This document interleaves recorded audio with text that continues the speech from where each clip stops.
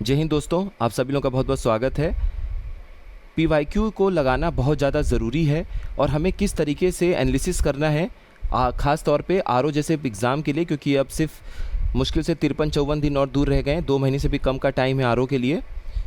तो देखिए, अगर आप प्रीवियस ईयर क्वेश्चंस पे मेहनत नहीं कर रहे हैं और ख़ास तौर पर आरओ के जो पिछले 7-8 साल के क्वेश्चन पेपर हैं, ख़ास तौर पे 2013, 14, 16 का री एग्ज़ाम जो 20 में हुआ, 17 और 21, ये 6 साल के क्वेश्चन पेपर को आपको बहुत अच्छे तरीके से लगाना है, बिल्कुल डेप्थ में जाके, और पीसीएस के कम से कम 10 साल के आपको क्वेश्चन पेपर को अच्छे से लगाना है। इतनी मेहनत नहीं करके अगर आप जा रहे हैं तो अपने साथ बेईमानी कर रहे हैं, सिंपल सी बात है।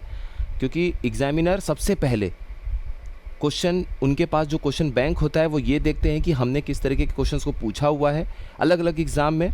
तो आरओ और पीसीएस के अलावा जो भी पिछले 5-6 साल में एग्ज़ाम हुए हैं, आरसीएफ, एएफओ, आरएफओ, जो भी एसीएफ और आरएफओ के एग्ज़ाम हुए हैं, जो भी पीसीएस जुडिशरी और ये सब एग्ज़ाम हुए हैं, अगर उनके भी पेपर आपको मिल जाए तो उनको भी पिछले 5-6 साल के पेपर को अच्छे से लगा के जाइएगा एग्ज़ाम में।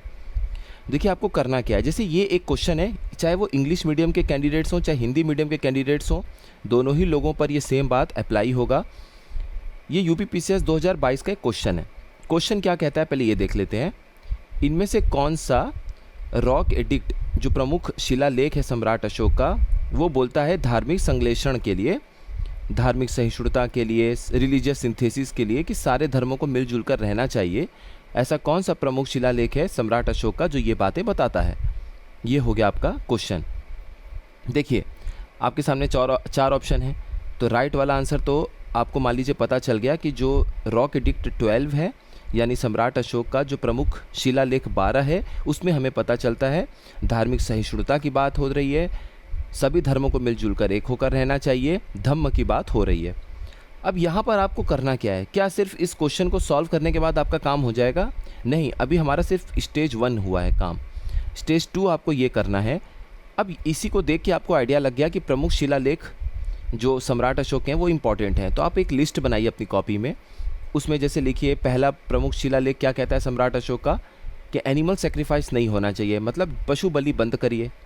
जो दूसरा है प्रमुख शिलालेख, उससे आपको पता चलता है कुछ दक्षिण भारत के राज्यों के बारे में, केरला पुत्र, इस तरीके की चीज़ें वहाँ पर लिखी हुई हैं। उसके बाद धीरे धीरे करके सारी लिस्टिंग बनाइए, 11, 12, 13, 14। देखिए, 7वें नंबर पे जब प्रमुख शिलालेख आएगा तो 7वां और 12वां दोनों ही कहता है धार्मिक सहिष्णुता की बात करता है, रिलीजियस टॉलरेंस की बात करता है। जो 14वां होगा लास्ट, रॉक एडिक्ट 14 या प्रमुख शिलालेख 14, उसमें यह बताया गया है कि जितनी भी शिलालेख हैं उनका मकसद क्या है, क्यों शिलालेख, क्यों बड़े बड़े पत्थरों पे ऐसे लेख लिखवाए जा रहे हैं, शिलालेख का उद्देश्य क्या है, रॉक एडिक्ट्स का पर्पस क्या है, ये हमें लास्ट जो शिलालेख है उससे पता चलता है। तो इस क्वेश्चन से आपने अपना एक इम्पॉर्टेंट नोट्स तैयार कर लिया। अब किसी भी शिलालेख से अगर प्रश्न घूम कर आता है तो अब आपका सही हो जाना चाहिए।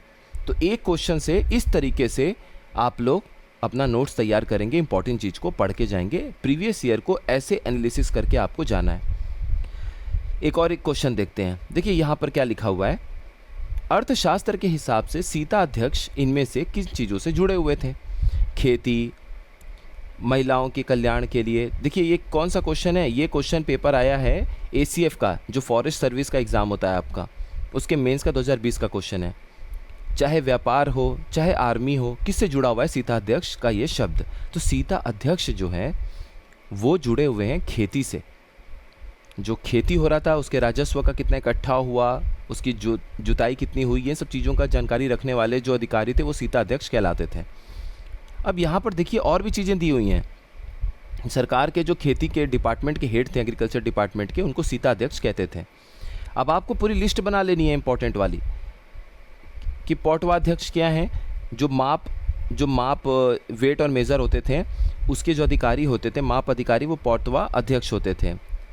अकर अध्यक्ष होते थे माइन से जुड़े हुए। सीता अध्यक्ष थे सरकार के एग्रीकल्चर डिपार्टमेंट के हेड।